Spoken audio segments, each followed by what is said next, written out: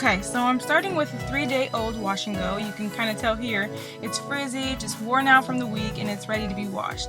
Probably have a lot of product buildup as well. I'm using a sulfate-free shampoo. You can use any brand you want. This is just what I had on hand. Okay, now so my hair is all clean, and I added a little conditioner in there, whatever I had around. Okay, so now I'm going to use my Uniq one. I think that's how you pronounce it. I'm not really sure. All-in-one hair treatment with 10 real effects. Now what this means is going to have 10 different jobs that it does that have to do with repairing, preventing, and protecting. I really like to use this for detangling. It does a really good job, and also since we're going to be using some heat, it's going to do a lot of great protecting. That's going to be awesome for your hair. Okay, so when I detangle my hair, I like to do it in sections. This literally cuts my detangle time in half, if that makes sense. Now here I am using my Thermafuse 1-Pass F450. What this is going to do is provide some extra protection against the heat.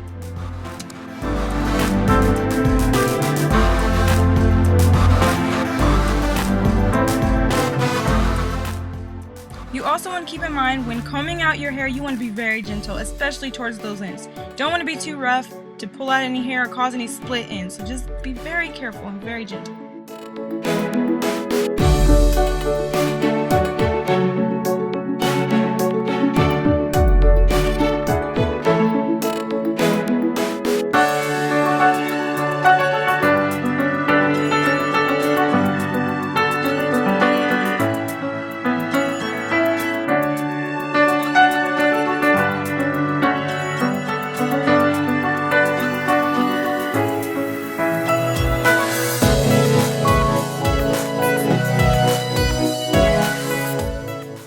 Okay, so now that I'm finished detangling, it's time to blow dry.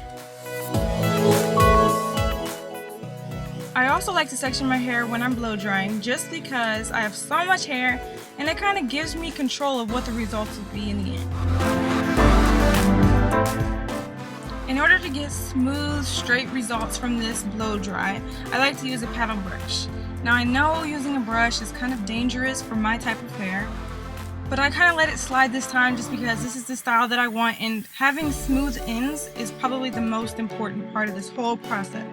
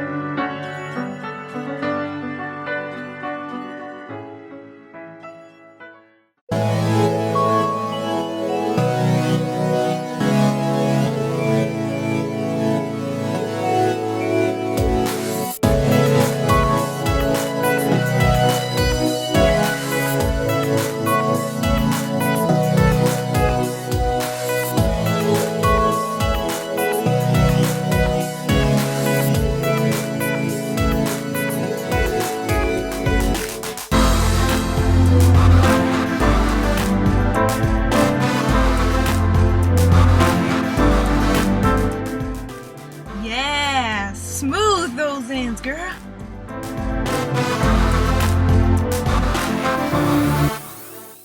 Unfortunately, in like 5 seconds, my camera dies, so in the next clip, you're going to see my hair all blow dried and ready for the Bantu knots.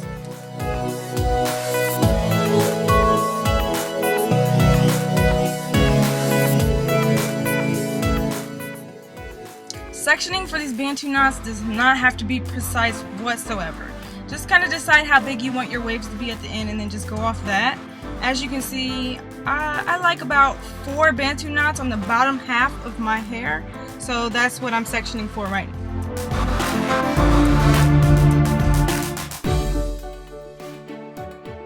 Yo, this has become like my favorite product for this style, my Organic Root Stimulator Smooth and Hold Pudding. Yes, it does the job very, very well, and I get the best results every time. Just don't use too much though.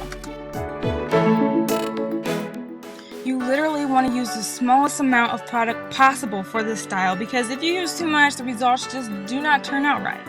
So I'm just using the minimal amount of product here, and I'm going to brush it through. That's going to make sure that the style is going to stay when I take them out tomorrow.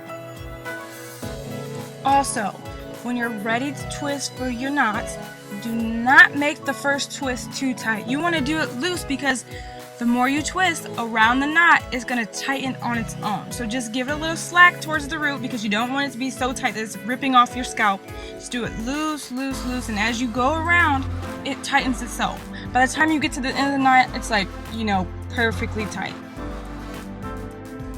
When you're twisting, you want to make sure your hair is perfectly smooth. If there's any knots or any tangles or anything, take the twist out and comb it because this is the most important step. Also, I forgot to mention, when putting in product, you don't want to put in too much, no matter what product you use, because we don't want our hair to revert back to its natural curl pattern. That is a no-no. That's going to change the entire style. Just be careful, please. Also, you see me here adding a little bit more product to my ends because you see how dry they are? I need to make sure that these are going to be smooth because we don't want smooth roots and then all of a sudden to the ends it's all nappy and ratty when we take the Bantu knots out. So ends are key. Pay close attention to them, please.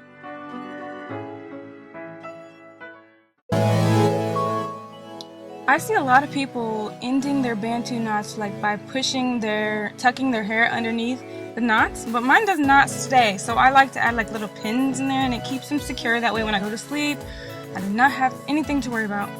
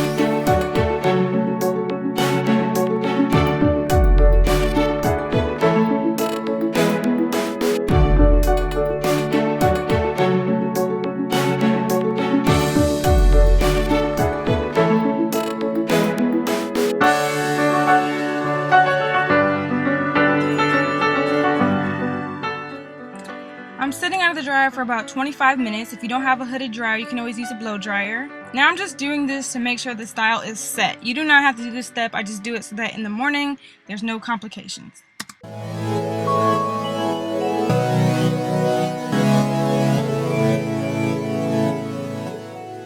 Last night I slept in a shower cap underneath my satin bonnet. What this did was create a little bit of moisture, which kind of set my knots in even more to create even more definition. And you really don't even realize that there's moisture in there until you take it off and feel a nice cool breeze. What you want to do is let that air dry before you take it out. So what I do is I'll do my makeup and then begin to undo the knots. say I apologize, guys. My camera died again and I didn't get to show you how I take down the knots. What I do is I actually unscrew them as if I'm opening a bottle of soda. So what you're going to do is you're going to unscrew and kind of pull and unscrew in whatever direction it is that you, in the opposite direction of what you twisted. So what this is going to do is prevent frizz. And frizz in this case is major. You don't really want a lot of frizz, and I discovered by the end of this tutorial I had a little bit of frizz on the top, but you know what, it was cool anyway.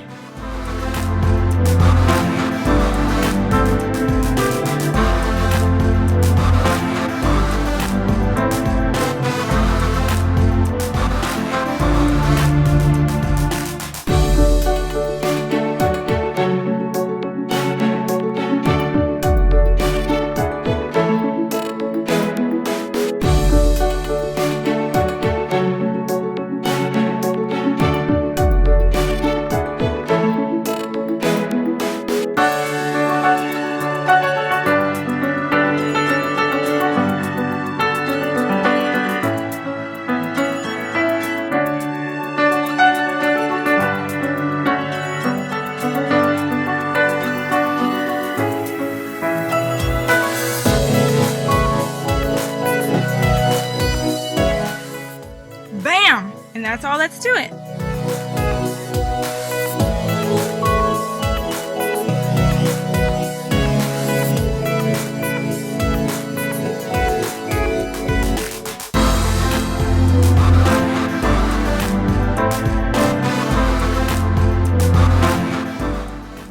Thank you all so much for watching. Please comment, rate, subscribe. Oh, and you can find me on Instagram, it's great flexing, at aim high, fly high. Thank you.